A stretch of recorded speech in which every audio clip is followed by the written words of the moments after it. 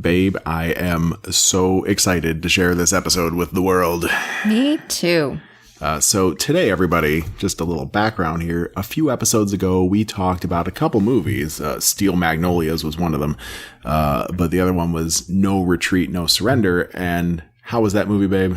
Awesome balls. Yeah. And, I feel like I think it was episode 12, I feel like we were kind of hard on it. I mean, it's a bad movie, sure. But it's a movie that I genuinely do love. And we have since shared it with the kids. Right. We've watched it 3 times since. We just shared it with my sister and her whole family. And everybody that watches it agrees that it's a great movie. Everybody loves it. They laugh their asses off. Right. It's fun. It's a really good movie. And to that end, I think the producers must have accomplished what they were going for. Now, what were they trying to accomplish? Well, we learned some of that in today's episode. So today we got on the phone with Mr. Kurt McKinney, who plays Jason Stillwell. Jason! That's right, that guy. Jason Stillwell in No Retreat, No Surrender. And he was awesome. He was so nice and so gracious with his time to give us an hour. Really. Yeah, I mean, he was really great. And I can't say enough nice things. You'll hear he's super nice, loves talking about this stuff, even though it's 30 years ago. And he's been acting ever since then. We get to hear about his story, about how he became an actor. It was really good. You guys are going to thoroughly enjoy this. This is a really good interview. And he has some great stories about Jean-Claude Van Damme, too. Yes. Some funny stuff. So that's right. What was it? I don't want to spoil it. It's so great. Wait. You wait. The only thing I can say that's bad is that this thing that we did to try to record this phone call really screwed up on the audio quality. There were some horrible clicking noises. It sounded terrible, but we got it fixed. Audio's not crystal clear perfect, but it's pretty gosh darn good. And to that, I got to give a shout out to a guy named Declan Quinn. He has a website at creakystudios.com. He's an audio engineer from Ireland. Creaky as in creaky door, not creepy. Creaky knees. His knees are bad. Oh. Yes, he has creaky knees. So do you. I do. Yes. Declan, she has the same knees that you have. But so Declan, thank you for fixing this audio for us. You're an awesome guy, and we love you. Yes, thank you. As for the rest of it, I'm going to throw the No Retreat, No Surrender music at the beginning and at the end of this podcast, but there's 2 different versions of the movie. And some of the stuff we talk about, the music and some of the scenes, are not in all the versions of the movie. You have to get the international version. I think so. But if you go to YouTube, no one's protecting this movie, apparently. No one's asked for it to be taken down. The whole gosh darn movie is just sitting there on YouTube, and it's that version, the one that we're talking about today, which has some really crazy stuff in it. Oh, it's great. And really bad music. But the original theme song to this movie is not there. And it's actually one that says No Retreat, No Surrender in the chorus. So I'm going to put that whole thing at the end of this episode because it's just too good of a song to miss. But I'm going to put the not so good theme at the beginning of the episode. Yeah, I mean, it has its merit, but it doesn't say those words, the words that title the movie. So well, maybe you should choose a different song for one of the other songs. I just wanted to do like because they had quite a few songs in that movie. And they're all bad. I don't know. No, they're great in their own way. I want to do like the comparison and contrast of those two. They're so bad, they're good. Anyway, we got to get on with the show, but go to our website, thekidfreeweekend.com. We'll have a little more information there, including a link to Declan Quinn and his awesomeness and some pictures of the movie, maybe a link to the movie on YouTube even. Why not? But just sit back and enjoy this conversation that we have with Kurt McKinney. Kurt, you rock! Awesome, and we'll see you when you come stay at our house. Yay! Yay! That'll be fun. Enjoy the episode, everybody.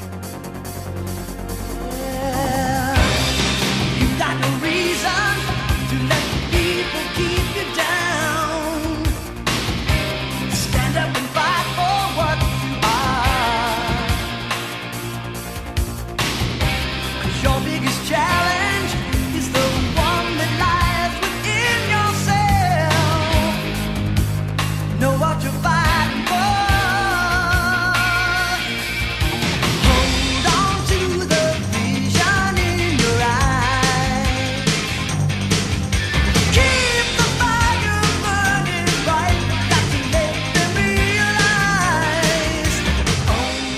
everybody. Thanks for joining us on another kid-free weekend. I'm Jeff. I'm Jennifer. And today we have a guest. I'm so excited I can barely think straight. This is someone that I've known for like 30 years almost. He has no idea who I am. But he has decided to join us today. Now, recently, Jennifer, we had an episode where we talked about a movie called No Retreat, No Surrender. No retreat, no surrender. Yeah, that's the one. And the star of that movie, who was just a young teen trying to learn how to not fight in a crazy world, the star of that movie was Kurt McKinney. Yes. And we have him on the phone today via Skype. I'm just going to welcome him in right now. Kurt McKinney, thanks for joining us. Welcome to the Kid Free Weekend. Yeah, you bet. Well, thanks for having me. I appreciate it. This is so awesome. I know, we're kind of stunned. We're stunned. So awesome.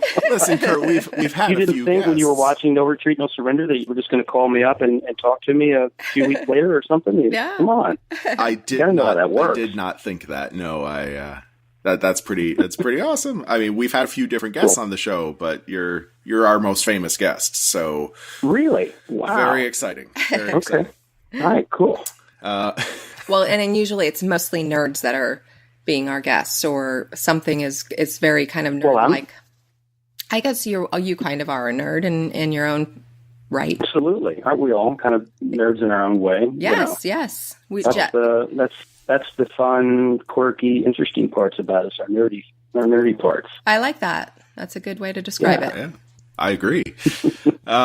So I wanted to learn a little bit about you and a little bit about how you came up before you became the star of one of my favorite martial arts movies growing up as a kid. Well, thanks, Jeff. And then I want to learn more about the movie because what it was like some to of the be stuff directed I've read in that movie. Yeah, the director, your co-stars, it just seems like it was a little bit of a crazy time. And then if you have time, you want to tell us a little bit about what you've been up to since then? Mr. Sure. Soap Opera Star, amongst other things. We would love to hear some about that. Sound good? Oh, yeah, absolutely. Well, it was, well, first off, I guess I should start. I'm growing up in Louisville, Kentucky. I've been a martial artist since I was 12. And I started doing some acting work locally, commercial modeling type stuff. And long story short, packed up and lay with a buddy and thought I would give it a shot and see what happens. I got a job on Sunset Boulevard at the old spaghetti factory. If you know that. I've heard of it. It's still there. I'm not sure. Because that's what actors do. I was told, well, if you can act, you got to wait tables and, have your days free, go on auditions and go to acting classes on the nights that you're not waiting tables. And that's how you do it. So, sure. I did just that. And, one of my buddies from the restaurant said, "Oh, are you going to audition for that karate movie? I know you do martial arts." And I said, "But what karate movie?" He said, "Oh, it's in Drama Log. There's a listing for a movie called Ring of Truth, which is the original name of the movie." Ring of Truth. And you could have been Ring of Truth. You could have been Lord of the Rings. That's an interesting name. What's that? That's an interesting name. Isn't it?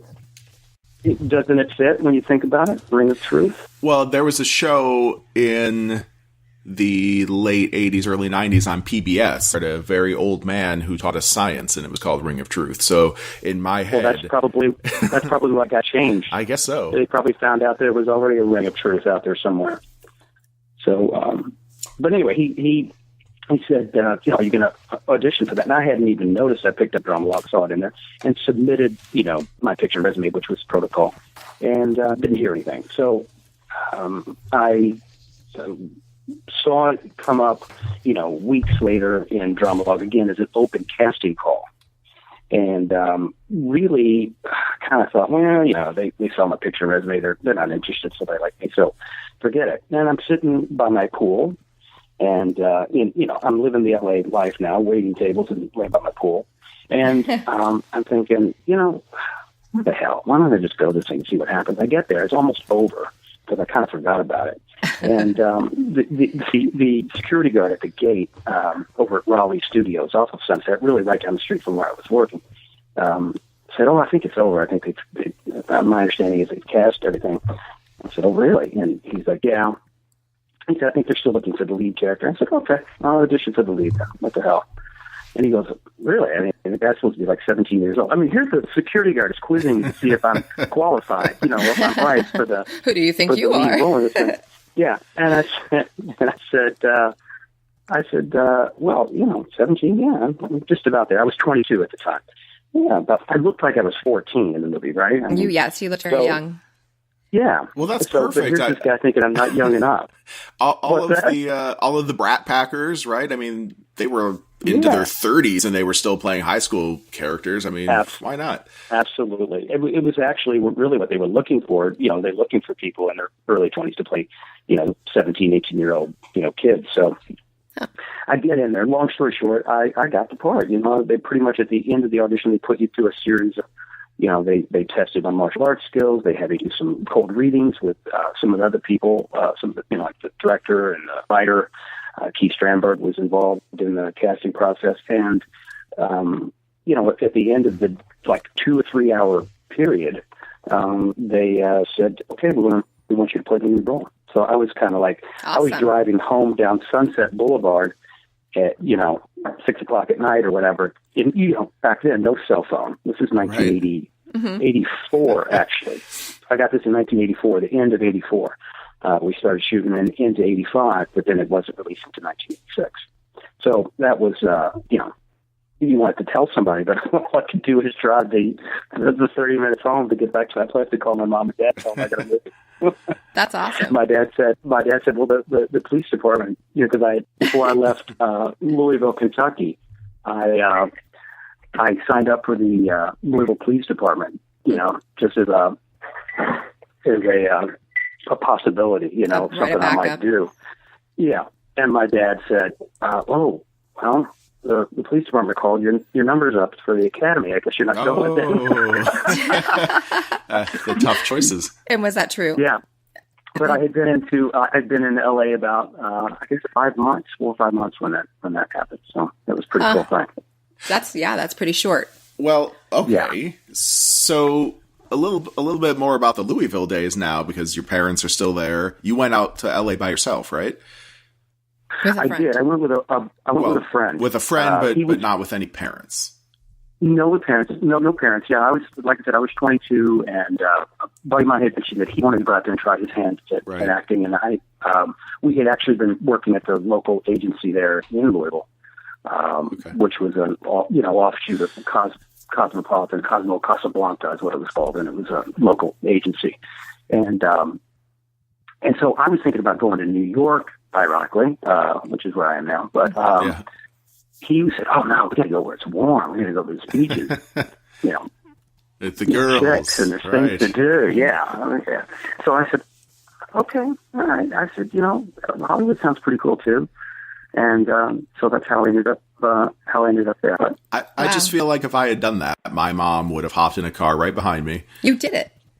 Well, you did the same thing. He came from Wisconsin to LA, literally. That was not until. And how old were you? Actually, wait a second. No, you're right. I'm an idiot. I guess I was. I was like 20. I was like 24, I wasn't trying to be an actor. You weren't any spring chicken anymore. No. I mean, even my mom. I moved out here, Kurt, to move in with a girlfriend who had moved out here first. So even my mom would not have tried to move in right with me. But had I tried to become an actor in my late teens or very, very early 20s, I could totally see a parent tagging along and freaking out. Well, I think my mom certainly would have tried to would have done that if she could have. And she still had my younger sister there, and my dad certainly not to let her go with me. That's but good. My dad thought, he'll be back in a few months. Right, he'll see what it's all about. He'll come back. Yeah, it'll be hard. He'll have to he's pay not right. Hollywood prices. Oh, don't worry, he's not gone for good. Well, you grow up in Louisville, and then you come out to Hollywood, and there's crazy people everywhere just wandering the streets talking to themselves. Maybe that'll scare you back. Now, this was was the dawn of, I'm trying to picture what everybody must have looked like, probably like you in the film, with the clothes. It's kind of like the dawn of Miami Vice and it's the like, pop Madonna era, isn't it? Yeah, 1984. So it was it was the 80s, and it was Hollywood was still fun in the 80s. It was really, really a cool place. I liked it better back then. It was a little more esoteric. It was just it was more innocent. It was gritty. It was more I said innocent. You're saying gritty. Yeah. I'm saying innocent. Innocent and interesting, though. I mean, innocent in its own way. I can imagine Hollywood. Even back in the 40s and 50s would have been even cooler. But the 80s were pretty cool. Mm-hmm. It's definitely a neat time to be there. It's so fascinating. You felt like that's where everything was happening. What's that? It's so fascinating that you took such a huge jump from Kentucky. Had you traveled when you were younger before? No, not really much, with my parents and stuff, going down to Florida for family vacations and things like that, but not, no, for not on the road or, not living somewhere else or anything like that. I'd, gone to college locally there in Louisville, and, so I hadn't really been that many places. So it was, but, it was funny. I moved in with a friend of my father, had a buddy in San Diego, and he said, "Well, stop here. You can kind of get a feel for it, and then figure out where he's going to move to." So I stayed there for about a month, and so that got me acclimated. I got eased into Hollywood via San Diego. Right, so, right. Was there much culture shock in that regard? I think there was just such a desire to be there. Everything was just felt like what I was supposed to be That's doing, really and cool. where I was supposed to go.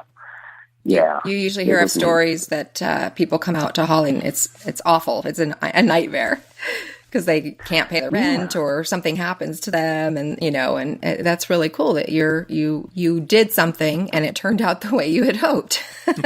yeah, it was actually kind of surprising. I mean, it was just where I wanted to be. I didn't have the expectations. I didn't place any expectations on it. I just thought, I'm just going to see where this goes. Like people say, how do you get an agent? Well, I got a list of agencies and sat on, Hollywood Boulevard at a phone booth, sitting on the hood of my car, calling agents to, and acting schools to see where I was going to get in, and looking for a place to live. I'm going to go to Hollywood for the day. That sounds like a scene of a movie, right? I know. There. I was just thinking this could totally be a movie. The young Kurt McKinney in his sleeveless T-shirt sitting on the hood of his car. Story. The California sun beaming down on the him, old yellow book. That list of, the yellow book.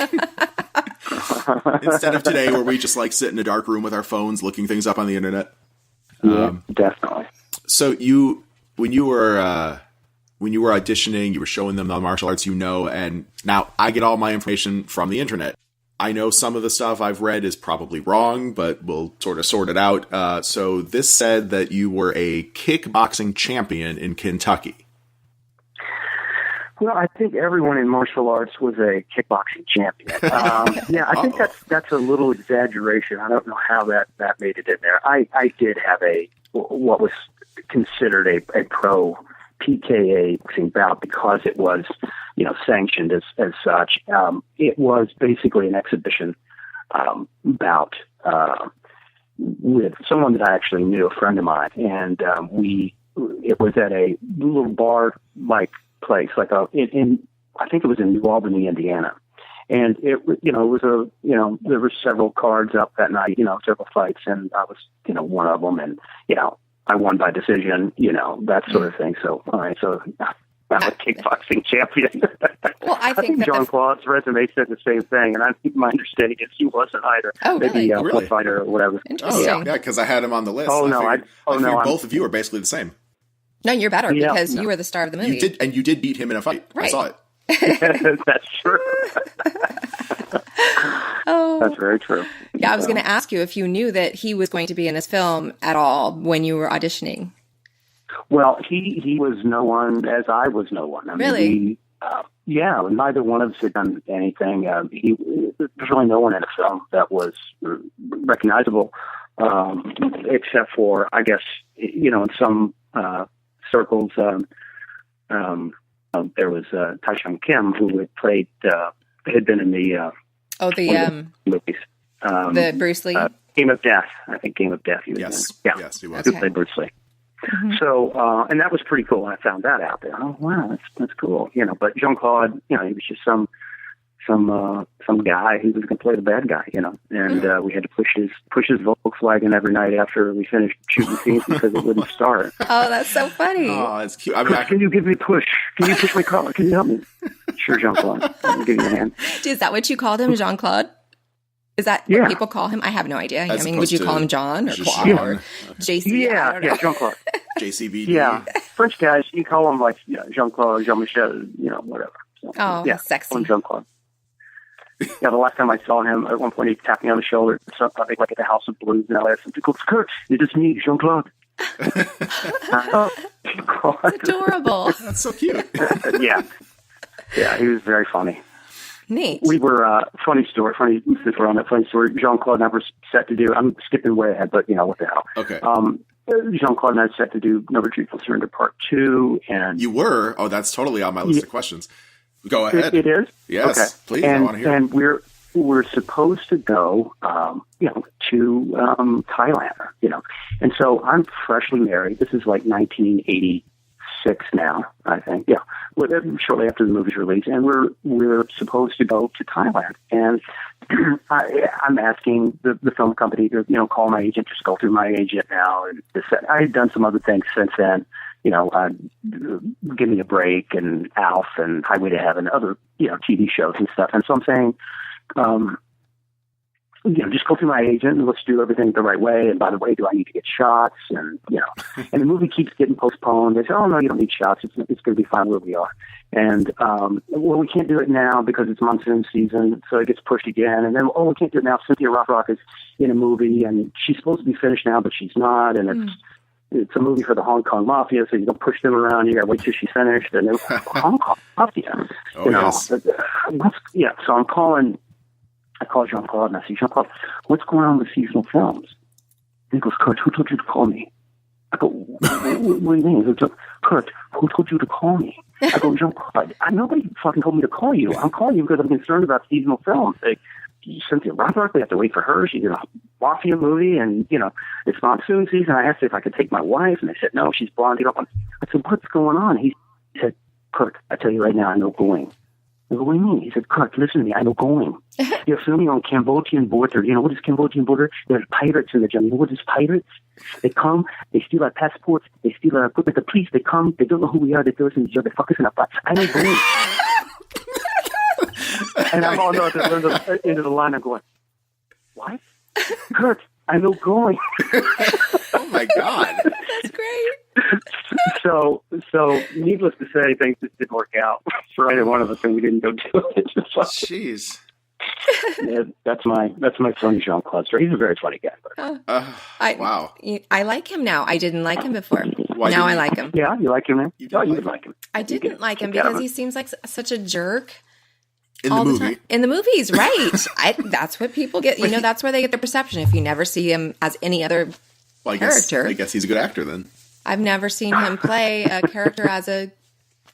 Well, he was a good guy in Bloodsport. That was her first Jean-Claude movie, Bloodsport. Oh, yeah? Okay. But he was, I don't know, a little standoffish maybe. Not a super fun guy in Bloodsport. So. I don't remember. Yeah. All right. It's been a few months. Yeah, I don't know. I just got the impression that he was a dick. And I mean, this is not his fault, but if I go look up No Retreat, No Surrender right now, he's got top billing right there on the cover. On those later covers, if you look up the original cover, it's not like that. The original cover has the two of us on the front of it. Right. It's just shortly after he became such an action film star that they changed the covers and stuff to get more reflect sales. Jean-Claude was there to get more sales on it. Mm-hmm. But yeah. Interesting. That's Hollywood. Yeah. It is. I guess we have to accept that. Absolutely. So you were 22 then when you started filming this movie? Or 23? Right, yeah. Okay, so 22. You're playing a 17-year-old kid, and you have a lot of martial arts experience, but they throw you in with some real pros. I've read Van Damme was a pro. I read that he was a kickboxing champion, but some of the other guys that I looked up, you had Peter Cunningham, who played Frank in the movie, right? And Ron Pinnell, who was Ian, and your dad, Tim Baker. They're all listed with various credits of being these great champion, highly regarded martial artists. Right. Was that intimidating? You had to fight Peter Cunningham, who I've seen him on YouTube. The dude's kicked a lot of people's asses in rings. He's fast. How does that feel to be working with these guys? Was it intimidating? Was it scary? You know what? The only kickboxing champion I was really, I think, that I sort of followed and knew about was Pete. Pete, is it? No, hang on. Let me see. Bill Superfoot Wallace was kind of my hero at the time. He was a middleweight kickboxing champion. So these guys I didn't know. So they just said, "Oh yeah, he's from Belgium. He's a kickboxing guy there." And this guy's from. I grew up in that world, and I was a second-degree black belt. I knew what I was doing, so it wasn't intimidating. They weren't doing anything that was that much more. I mean, jaw and claw splits were pretty impressive, but they weren't doing anything that was so amazing that you go, "Oh wow, I'm out of my league here. I shouldn't be here." No, it was never like that. Okay, they were all really good kickboxers. They made sure that they got people that knew what they were doing for the film, and that's how I got the film too. I mean, I think that was the right look that they were looking for, and had the right quality, and it could also act and do martial arts. So I think everything just fell into place. But it wasn't. You never felt like that. Everybody felt really happy to be there, and everybody was like, "Wow, we're making a karate movie, and this is awesome." And I think that everybody was just playing their part and having a good time. It looked like you guys were having a good time. Yeah, we did. I mean, and it was like, you were shooting long days, and it was not. And you were on set I was on set the whole time, every day. I mean, it's like I never got a break, because when they're shooting a low budget film like that, they have to shoot everything, as soon as they can. I mean, with all movies, but when you've got no budget, right? You've got to just be ready at any minute. Oh, hey, the sun's just perfect. Let's throw Kurt out there and have him shoot that scene where he's running through the park. You just had to be ready at any minute to throw on a different, suit of clothes and go do push-ups, or whatever. Which park did you guys film that part at? That is, I forgot the name of the park. It's right there in Sherman Oaks. Sherman Oaks Park, maybe? Oh, we're going to have to go to Sherman. Yeah, was Sherman Oaks Karate, which is kind of a famous dojo, was that your dance right dojo? On Ventura Boulevard. Yeah, that was right on Ventura Boulevard. Okay. And that was right down the street from my house. We did a lot of stuff. It was literally right down the street from my condo. I had found when I moved there, I was thinking about taking classes at UCLA because I left University of Louisville and didn't finish school. So I was thinking I'd take some classes there, and I found a notification on a board about someone looking for a roommate, and it was this guy who was an accountant for Arthur Anderson, and he was a young guy too, maybe 24 or 5, and he had purchased himself a nice townhome right there in Sherman Oaks and wanted a roommate. And it was like $300 a month. And I was looking at my own apartment in Hollywood dumps it was like, wow, well, I got to share a place with somebody I don't know, but look how nice it is. And my neighbor across the pool was Diane Parkinson's from The Price is Right. So, it's all good.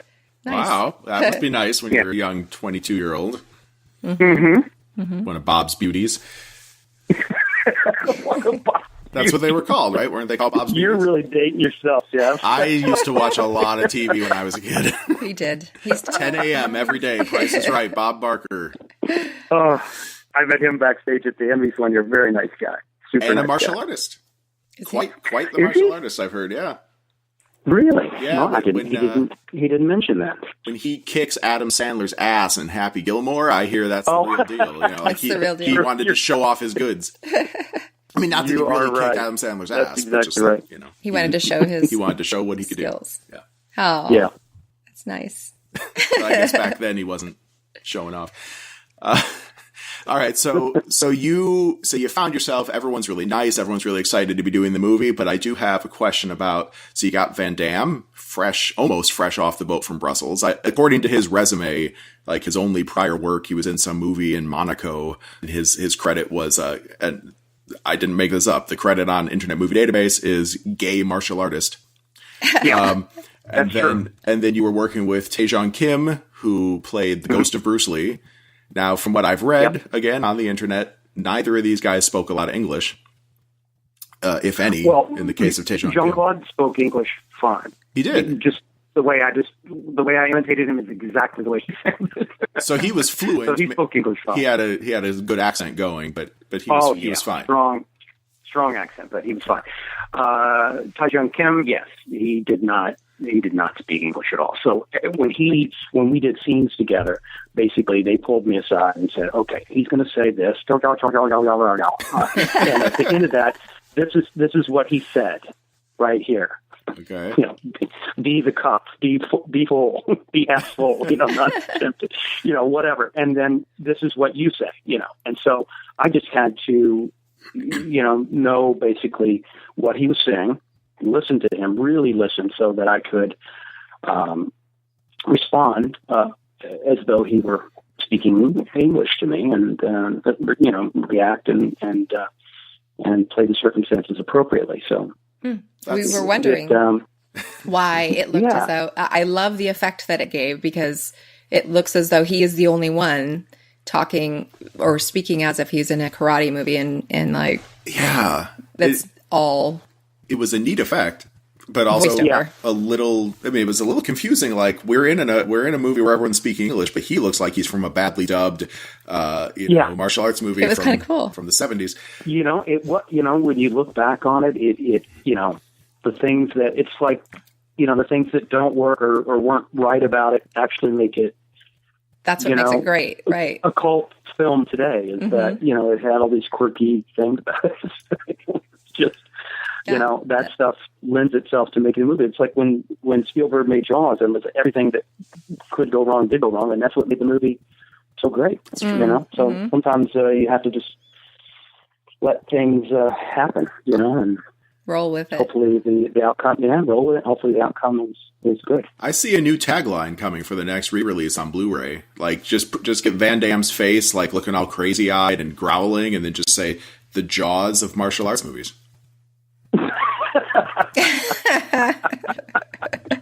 No, this one went all right. Everything that they. What's that? Well, it sounds like everything went off without a hitch in this. It did. So now we just got to get. We have to have. I'm sure Quentin Tarantino has seen this movie. I think we need to get him to revisit it and see what we can do. No Retreat, No Surrender. 30 years later. Oh, that'd be great. See where we are. And now we're like, now Jean-Claude and Kurt McKinney are fighting, we're fighting zombies together or something, That would be amazing. Zombies that want to come and take over the dojo. You think? Now, coming from somebody who's a true No Retreat, No Surrender fan, do you think that people would, go for that, especially fans of the movie? Fuck yeah, they would. That would be... You'd make millions, easily millions. Right, I don't know about billions, but millions for sure. You are all right. I'm putting you in the driver's seat. Make it happen. Well, I do live in Southern California, so I'm going to get. I'm going to get right on this. I'm going to find Quentin's people. We're going to get him to make that before he retires. It sounds amazing. Have you kept in touch with any of your co-stars? Apparently, you see Jean-Claude from time to time. Haven't seen him in years. And now JW Sales. He would come over to my place once in a while after we shot the film, for years. He'd just show up and he'd be there. Where you been? And we'd hang out a bit, But no, it's I have not. He was awesome. Every single time he was on screen, I would laugh. Well, that's what he was really there for, right? Really a funny guy too. Talk about funny. The faces. And he just lied about everything to get that part. I mean, he told me he was a break dancer. He was not. Really? A rapper. He wasn't. He just made shit up. But to get the part. Was that not him doing the backspin and the? No, that wasn't him. You see the guy with the wig on? holy cow, some Spanish guy with a afro wig. Well, I guess they found out he couldn't breakdance after they hired him. Yeah, but they already filmed some scenes. Yeah, so go back on it. Or ride a skateboard or anything. He couldn't ride a skateboard either? Oh, wow. No. There's a couple different versions of this movie, and I've tried to decipher what's from where, but there is a skateboard chase scene in one of the versions of the movie where he's getting chased by Scott the Bully. And it's kind of hilarious. And what were these? All right. A scene like that. You got this guy who's kind of fat, but they are really, really playing up how fat he is. Mm-hmm. And then you've got RJ, who they're really playing up what a hip hop funny guy he is. Yeah. How much of the comedy was intentional? Because we also had, this martial arts mafia breaking guys' legs and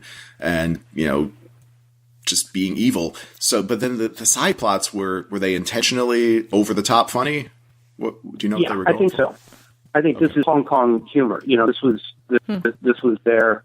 I see. The Chinese. This is what they thought.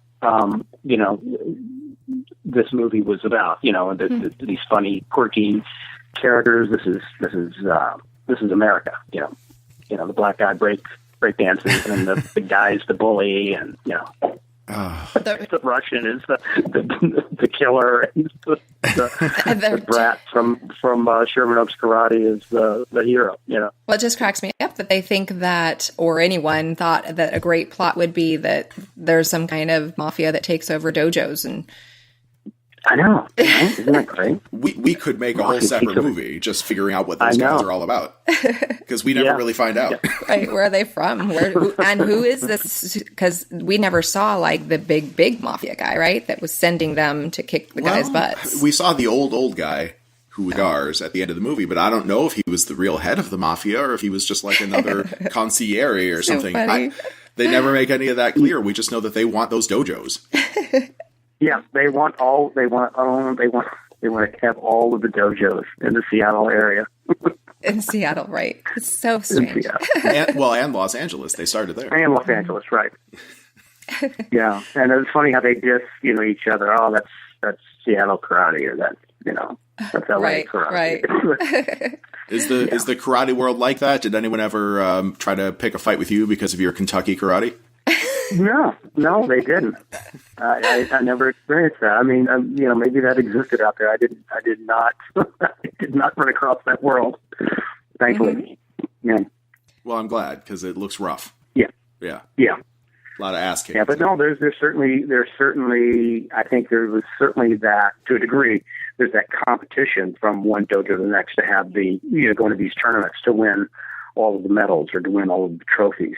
So there's probably. There's a fair amount of that probably that did go on back then, competition-wise, Mm-hmm.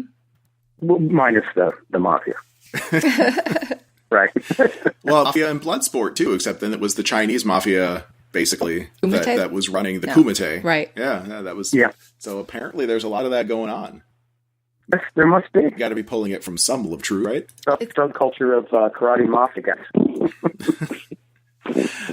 All right, so let's do some internet rumors. Taejong Kim, the guy who played Bruce Lee's ghost, I read that he didn't know any English, but also that he was about ready to kill you at a couple points because you just weren't communicating properly with him. Is that true?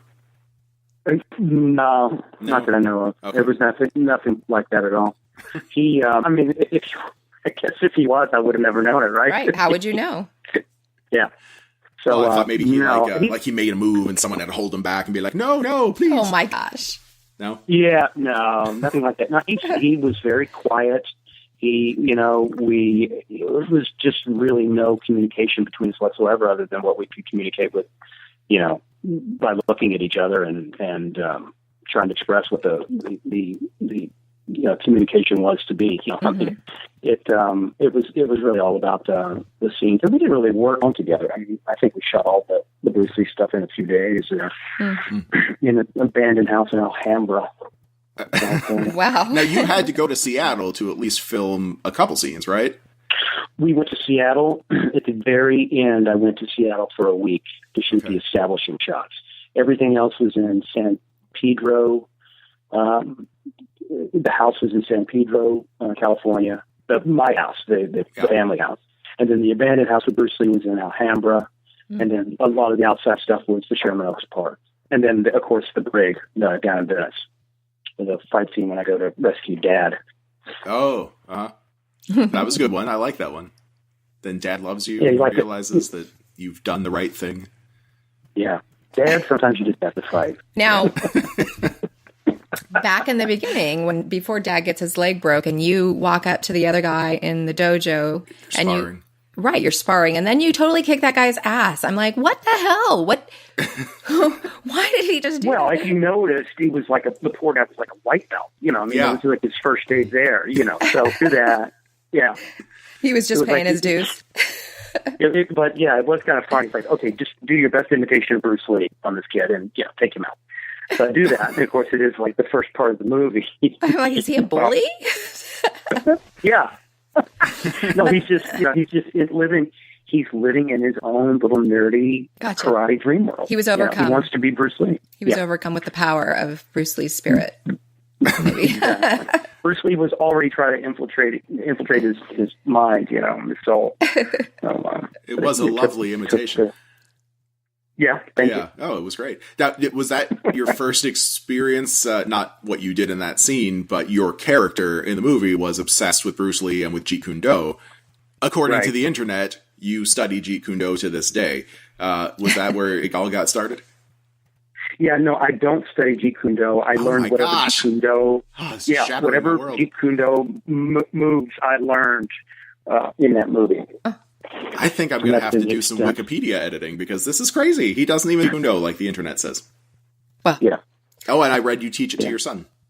I don't study, I haven't studied martial arts in years, but I've worked out my whole life, so whatever I've learned over the years, whether it be something I learned that was Jeet Kune Do or Taekwondo or kickboxing or, whatever I've learned, I continue to, work out and use that in my workouts, but it doesn't, maybe you could say that, but no, I don't study anymore. I really haven't studied since before that movie.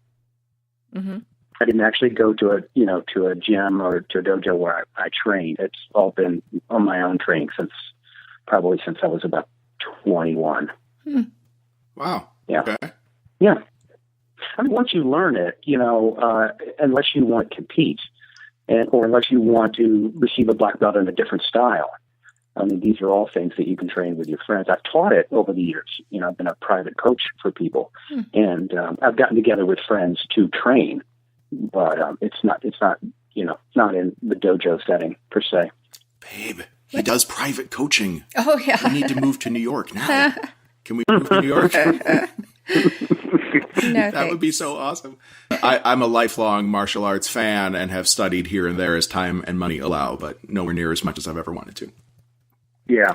Yeah. So you still train? You still work out? No, definitely not. I haven't worked out at all in years. I know so many people that have trained and don't anymore. I told them it's just like going to the gym and getting on the bike or lifting weights. It's just something you can do for the rest of your life. That's true. I mean, I never learned a lot, but even we had our kids at one point. They were taking some lessons at a Kempo studio, and I was still able to show them the basic stances, and I could still balance and stretch my leg out to the side for a blade kick, and it felt all right. But no, I'm kind of fat and out of shape now. But if I could train with you, that would help. Really? Oh, it's the new year, so it's time. Your training begins tomorrow. Awesome. I'll see you then. Remember that line, right? This movie, so you were filming in 1984, you said, right? Right. And then it came out in 1986? Correct. I think it's kind of unfair then that it got panned a little bit for being too similar to Karate Kid, which I don't even think is true anyway, but this is like some of the reviews were like, this is just another Karate Kid and blah, blah, blah. It's very different. But you still got the hot-headed kid that gets into fights he shouldn't be. But every other movie did too in those days. Well, I think it was a common theme. Sure. Yeah, to me it was more, well, yeah, it was a little Karate Kiddish, but it was also kind of Rocky-ish, kind of, training to be the bad guy, who's already beaten you once before. So that's kind of, and I don't know, what year did Karate Kid come out? I'm not even sure. 1984. 1984. So it was out probably, we were filming No Retreat, No Surrender in the fall of 84. So depending on when that came out, I think that movie had been written long before it came out. So any similarities may have just been a coincidence. I don't know for sure. That's what I think. Well, it must be. I love those two movies basically equally. They both have, pros and cons, but they were very inspirational to a young Jeff. Well, that's cool to hear. I still get people still try to contact me and tell me about, which is probably the most rewarding part about having been in the film, is that people will call and say, that got me, that movie inspired me. Your training, what you went through inspired me. And I started working out and it changed my life. And I have people to this day that will say, I once in a while I get it out and watch it, and I hear that. And I go, wow, that's like, for me, I get out, it's a wonderful life, Somebody else gets out, No Retreat, No Surrender to watch it because it inspired them in some way. And that makes you feel really good to know that it had a positive effect on people. Yeah, awesome. That would be nice. Yeah. Yeah. I hope I can do something that inspires people. Your children. You're inspiring your children. You're raising kids. That's true. And, we just totally squashed that whole rumor. Yeah, my daughter thinks she's going to be an actress when she grows up, so I'm going to have her listen to this too and hear some of the stories and the trials and tribulations that you go through.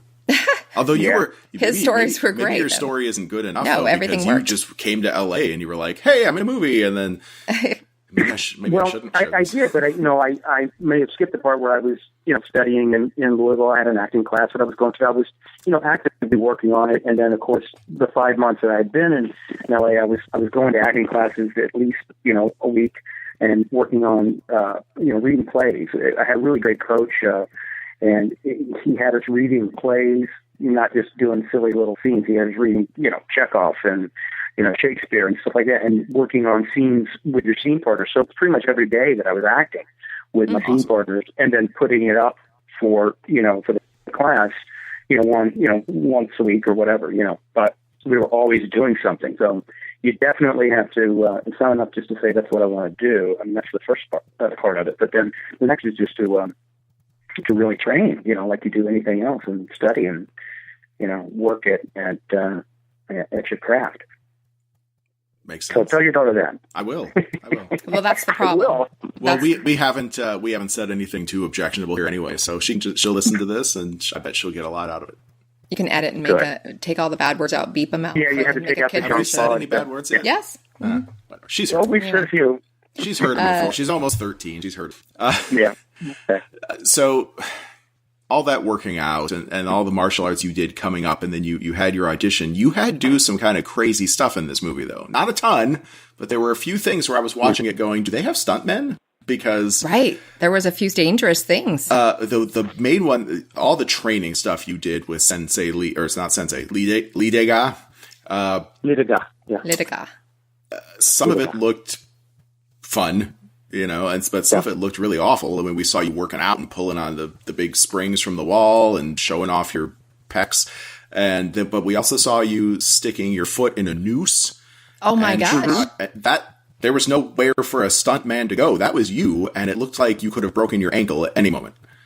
Yeah, looking back on it, there wasn't a kind of, because it was you got to keep in mind, this was a non-union film at the time. I was a non-union actor when that was my first job. So you didn't have to be union to do that film. Therefore, you didn't have any of the union rules and regulations. So I'm sure there's a boatload of stuff there that would not have been allowed. So they really had to have people that could do this and were young enough and crazy enough not to be afraid of it. Yeah, I think that's why going to Thailand later would have been, could have been a bad thing, because you really didn't have anyone, that could look out for you. Wow. Union's very important for actors so that they don't get hurt and so that they're not asked to do things that they shouldn't do. Yeah. But for me, I enjoyed. I was sore. I'd go home and soak in a hot tub some nights, and Imagine. I definitely had some injuries. Did you? But for the most part, it was. I wanted to do it. I wouldn't have had it any other way. Now, I have to ask the park scene where you're doing your, I don't know, you have like your back on the concrete on one side and your feet up on something else, and you're doing your pelvic thrusting. Yeah. Do you remember filming this scene? Yes, I do. Okay, so now, there were two versions of the scene. I have two questions about the scene. Did you get hurt?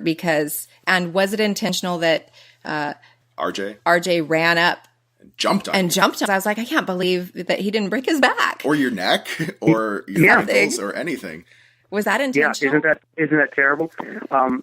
Yeah, I look back at that and go, this is just what we did. Okay, this is what we're going to do. This will be funny. He said, go sit on your lap or jump on you. Yeah. Oh my gosh. That was all. Did you get injured? All in the script. No, I didn't actually get injured on that. That just must be the joys of youth that we've long since forgotten, because he has a very strong body. If someone jumped on me now, I'd fall into like 3 pieces. Yeah, I wouldn't. There's a lot of things that I did in that movie that I wouldn't want to do now. I mean, those type of stunts. Those type of strength things that you do just for the effect. The fight scenes themselves are great, are the most fun, and certainly would still welcome that kind of stuff. But the show, the show off scenes, where you're doing crazy stunts like that. Yeah, I think those are where you can really get hurt, and you don't want to. Wouldn't be worth it. Okay, so my next question. Yeah, I think he's braced himself for this question, babe. So I'm going to take it away. Well, I mean, he goes and he actually just stays in your lap and is sitting there eating a popsicle as you thrust. Yeah. You're thrusting up and down. I'm like, was the director like, let's do this? Aware. Right. You know what? I got to say, I don't remember. It was designed to be like, if you go to the gym back in the 80s, you'd see guys on each other's backs. Like when I first moved there, I worked at a Gold's Gym in Reseda. Sure. I think it was right there in the valley. And Lee Haney and Bertle Fox and all these like Mr. Olympias worked out there. And it was not uncommon to see a guy on another guy's back doing calf raises. Mm-hmm.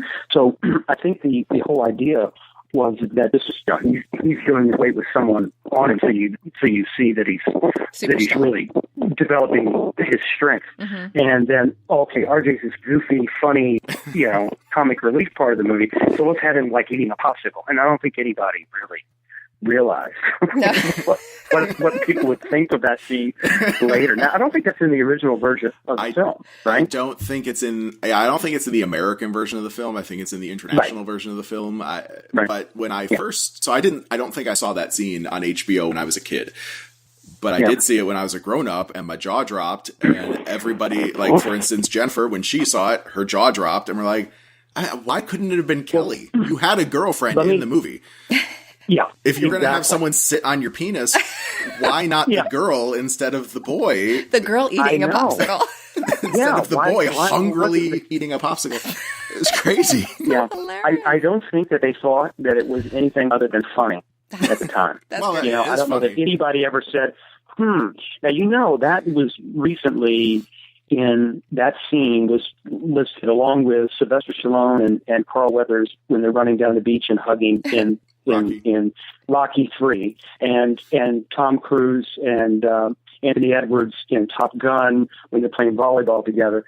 This scene also included in one of the top 10 homoerotic scenes of all time. It was great. I've read that article. Yeah. We talked about it. It's on denofgeek.com. We'll make sure to put a link up there on our website. But you weren't uncomfortable with that. It didn't make you think anything at all. I don't remember at the time. I don't remember going, guys, really seriously, this looks kind of stupid. I have no idea what I said at the time. I in fact, I didn't really even remember it till I saw one of the European versions, and I go, oh yeah, he did do that scene there, and that's really weird. I think many psychologists would say it would be normal to repress that memory. Well, no. Yeah, probably so. Especially as you get married. And your wife's like, did you do anything crazy when you were a kid that I should know about? No, I don't think so. Well, it wasn't crazy. It was just funny. Yeah. That was the funniest scene in the movie for me. Yeah, it was funny. A little uncomfortable, but funny. Yeah, a little weird. So that was just part of their game plan, was that it was supposed to be comedy and also a good action movie, and that's what they were trying for. Yeah. They were definitely shooting for the comedic parts of the movie, as well as the inspirational training scenes, and then the tough guy, the good guy wins in the end stuff. They were definitely looking for the good versus evil, and looking for the comic relief as well. Mm-hmm. That was all stuff they were going for. Now, do you know why, or have any knowledge of why the bully, what was his name? Scott hated RJ so much. He wanted to kill him. He's like, I'm going to kill you. Yeah. As I recall, it was just, one of those bully things where you decide that you're going to pick on somebody, and they're your object of where you're going to get out, all your frustrations and everything. So yeah, I never knew exactly. I don't think that I can remember right now if there were anything that ever actually happened between them prior to that we were supposed to know about or that they talked about. That caused him just to hate him. But he just hated him. He just didn't like him. All right. Just wanted to beat him up. There could be a whole separate movie on those guys, too. Well, police just like to beat people up. They don't care. They just pick somebody and say, I don't think I'm going to beat you up. It's because he had a self-esteem problem, and picking on other people and showing power over them made him feel better about himself. Exactly. You nailed it. I look at the Scott the Bully character and I think maybe the director just hated Americans, because I've never in my whole life seen a guy, fat or thin, just standing in the street with a whole cake in his hands and just shoving it into his face hole with all force and just smearing chocolate all over his face. I've never seen He went for it, though. Kent was awesome with that. I mean, he just was like, that's a strip. That's what it said. I'm going for it. Yeah, he seems like an awesome guy. He interacted a lot with his Internet Movie Database fans, but he did pass away in 2008. I read. Yeah. Yeah. Sad. Back in Hollywood, trying to get some work, and I guess he got sick with something. I don't know what. Yeah. Rest in peace, Scott the Bully. Yeah, we love you. And Ty John Kemp gone too as well. That's right. Both, at early ages, I would say. Okay. Rather, really sad. We'll have a moment of silence. Yes. Yeah, I felt it coming on. Yeah. Sorry, I didn't mean to bring everything down, but just since we're talking about Scott the Bully, poor guy. Yeah. So, I mean, finally, I think we should let you go soon anyway. Just filming those fight scenes, whether it was with Peter Cunningham or Van Damme at the end of the movie, or even Van Damme at the beginning of the movie when he looked like he was going to twist your arms off. Right. How would you say, as someone who studied martial arts and is a martial artist and not just a guy in an action movie, how does that compare? Filming an action scene versus actually practicing martial arts. Well, you're playing, you're throwing your kicks, or you're choreographing the scene for the camera. So it's really different. You have to have the same skills that you have as a martial artist. You have to know how to do all that stuff. But it is different. I mean, you're throwing your kick in front of the person's face. You have to be good because you're getting as close as you can get without actually hitting them. And then the big difference is you're actually going through the movement. Like with a typical straight-on roundhouse kick, you would typically throw it up and snap it back. In martial arts, you're more coming through the person, so that looks like you've actually made contact. So everything is for the camera, and it's shot at an angle so that it looks like it's real. So it looks like it's really happening. So that, I think, is the big difference. Well, so then just to do those fight scenes, do you kind of have to relearn your martial arts over the course of a week or two? Do they train you on, like, here's how you do stage fighting instead of real fighting. Yeah, no, they didn't. I mean, yes, when they're directing you, they're saying, snap your head this way, and he's going to come across here, and so it wasn't anything that we didn't have to retrain ourselves. It's just we had to make adjustments to what we were doing so that it would play well for the camera. And as a 22-year-old, do you make mistakes on that? Did you? Oh, yeah. Yeah, I did. The flying sidekick thing with the big guy, and I think in the parking lot of the brig. Yes. I actually missed one time on the target and flying sidekick in the.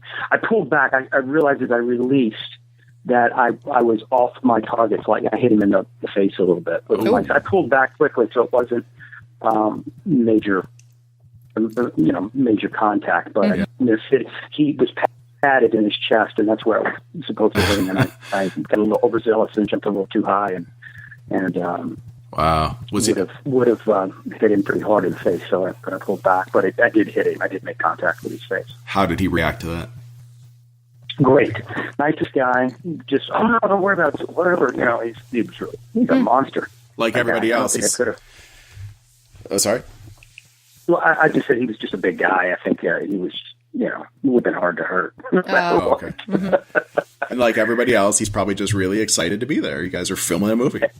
Yeah, absolutely. We're making a movie, and we were all excited and felt fortunate to be doing it and be in it, and we were, I think, all surprised that it had a. I mean, we knew it was not a big picture for Paramount. We knew this was a low budget film. I think they shot it for $400,000 or something like that, and I think we thought it would have a theatrical release. I don't think anybody thought that, or at least I didn't think so. That's great. What a good story. Yeah. Yeah. And then there was going to be a No Retreat, No Surrender 2, where you and Jean-Claude go to Thailand. Now, if you remember, were you guys going to be buddies in that movie, or were you going to run into him as the villain again? Was the mafia trying to take over Thailand martial arts dojos? Yeah. I'm trying to think if I ever saw a completed script on that. But no, I think I was going to end up there somehow, and he was not going to be, we were not to be friends, I don't believe. I think he was still going to be the bad guy. Mm-hmm. I remember No Retreat, No Surrender 2 coming up on HBO at one point in my childhood, and I was like, fuck yeah! And I turned it on, and little, 10, 12-year-old Jeff was like, woo! And it starts, and I'm like, okay, well, whatever this is, it's leading up to... About half an hour in, I was like, what the fuck? There's no... Where's Jason? Yeah. Jason's not in this movie, I'm out, and I don't think I ever finished watching it. I was very disappointed. Oh. Yeah. Oh. Well, I guess it just wasn't meant to be No Retreat, No Surrender Part 2.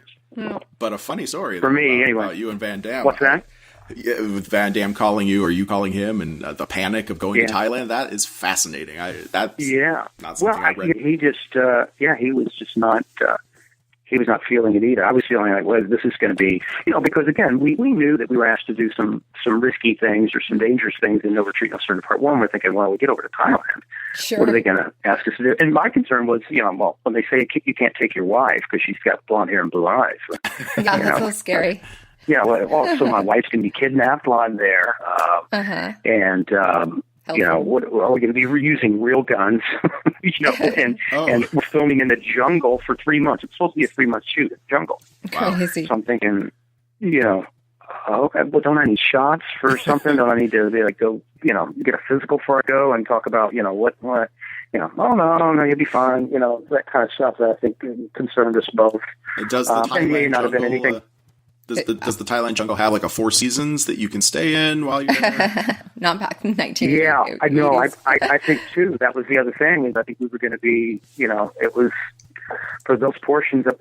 Again, I don't remember if the movie was going to have scenes in Bangkok or in the city or whatever. I think there were, as I recall. But when you weren't there, I guess there were going to be some areas out in the jungle supposedly that we were shooting at. I don't really know. There wasn't enough communication on it. Maybe it was just fine for those actors. I guess it is. They lived through it. So probably not a big deal. Yeah. So There you have it. There we have it. Now, since then, the true untold story of No Retreat, No Surrender. You did a few martial arts movies. You did an episode of Alf, which I think I remember, but I haven't been able to find it on the internet since. And you became a soap opera star. You've done long stints on a number of different soap operas. Yeah, quite a career. I did General Hospital for a number of years. That was my favorite. Yeah. Do you remember him? No, I don't. I was I was a teenager when I would watch. Oh my gosh, they sure do suck you in. I played Tracy Quartermain's son, Ned. Oh my God, really? Ned. Yeah, she knows. But was she right? Are you Ned? It was Ned. I was Ned. Yes, you were Ned. Oh my gosh! No. He just said he was Ned. Oh, I thought you said. That's how I knew, because he said he was Ned. But do you remember Ned? I do. Yes. Awesome. That is awesome. That's Jason. And then I moved here to New York in '94 to do Guiding Light, and then was on that till about 2000, I guess, about 6 years or a little over, and then was off for a number of years, 4 years, I would say, and then went back in 2004 or 5, and then was on the show till it was canceled in 2009. And that was a good experience? That was a great experience. That was really a fun show to work on. A lot of great actors and people to work with there. It was a really good group. I liked it a lot. I'm so happy to hear that it's not. I don't know. You always picture these things as just being a horrible place where people are bitches and like they are on screen. I mean, the scenes was his the stories that you hear about television and movies and actors and things like that. You hear all the bad stuff, so you don't picture good experiences. And I'm glad to hear that it was a nice environment. It doesn't make it was, and I think that's mainly I think that's usually the case. I guess I mean I can only vouch for the projects that I've worked on, but most of the time, I'm sure it's just like any other workplace. You have disagreements, and you have people that maybe don't get along as well as maybe they should, or whatever. But for the most part, I think especially it's just really almost like a family there and not just the cast. I'm talking about the crew as well. Everybody really got along. It was really a cool place to work. We were at the old Screen Gems building on 44th between 2nd and 3rd Street. And then at the end, we moved to the CBS building on the west side, up 57th. And that was great, too. But I think the old building was great. It was just a crusty old building. You really felt like you were doing a New York soap. It was just like, and you were. But yeah, it was, I think everybody, that was a good experience. I think maybe with all of this, Real Housewives and all that stuff now, I think people think that that's the way a lot of stuff is behind the scenes. And those shows, I mean, they're not a reality show, but they're not reality. They're not real. They're creating, conflict so that people will watch and go, oh my gosh, I can't believe she's talking about it like that. So there's a certain, I think maybe a certain part of it that's reality in that it's not scripted the way a television show is scripted, but you're given a set of circumstances to play. Sure. Yep. And then you can run with it, Right. And I'm sure that is play up all of your emotions as much as possible. And there actually are actors and actresses in them. Yeah. In their own special way. And I guess there's enough things that are in there that seem hurtful or what, and it allows these people to have their moments of being really angry or being upset or whatever, so that it comes across as more real. Sure. But yeah, all my experiences, I have to say, we're all, in terms of the cast and crews, we're all pretty good. That's awesome. You're a lucky guy. Yes.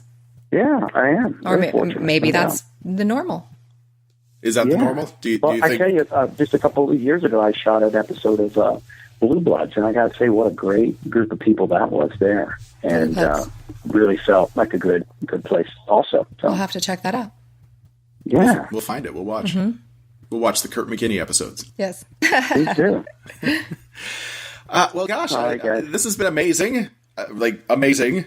Did I say amazing yet? Oh, cool. Yeah. You've told us such awesome stories, and so nice of you to just give us some of your time on a Saturday and talk to us. Sure. We're very grateful. Well, it's really fun. I'm glad that you guys had an interest in the film and wanted to talk about it, and it's been my pleasure. You guys are great. Oh, thanks. Thank you. Now I'm going to keep your number. Now I have a place to stay when I come back to California, right? You know what? You do. We have a guest got room for me? It's a nice house here. You can come stay with us anytime you want. Bring your family. We have plenty of room. And you can teach me how to do a good roundhouse kick. You'll get a call next week, and I'll be, yeah, we're at LAX. Could you guys you could come and pick me up? You know what? I will come pick you up, Mr. Kurt McKinney. Yes. You'd be like, yeah. That would be the damn coolest thing I've ever done. Oh, cool. That's great. I'll be on his gravestone someday. Yeah. I picked up Kurt McKinney. And Jennifer's an amazing cook, so. I am? Yes. Really? Yeah. What kind of stuff do you cook, Jennifer? What's your specialty? I don't know. What's my specialty? Oh my gosh, everything. The kids, I mean, every single one of the kids all have their own favorites, but yeah, I'm good at everything. She is. Really? Yes. Oh, wow. So I can cook anything. You're welcome to come check it out. Mm-hmm. Cool. Well, thank you, guys. All right. Well, again, thank you for your time. You've been generous, and it's been an hour, so we should definitely let you go. And we're going to go tell our kids that they can make noise again since they're here today. And what else can I say? Thank you for joining us on the Kid Free Weekend. Kurt McKinney, you're awesome. Yes. Have a great weekend. You. Yes, you guys too. Thanks for having me. Take care. Bye-bye. Bye. Bye.